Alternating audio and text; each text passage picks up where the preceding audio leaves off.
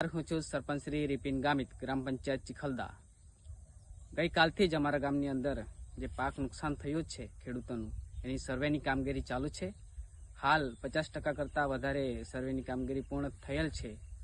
હવે જેટલા ખેડૂતો બાકી છે એ હાલ આજ 1-2 દિવસની અંદર અમે સર્વેની કામગીરી પૂર્ણ કરીને પછી રિપોર્ટ આપીશું, જેની અંદર ડોક્યુમેન્ટમાં 7/12ની નકલ, આધાર કાર્ડ અને બેંકનું ખાતું આપવાનું રહેશે ઓફલાઈન, અને ઓફલાઈન અરજી ખેતીવાડીના ગ્રામ સેવકને આપવાની રહેશે, જેની ખાસ નોંધ લેવી।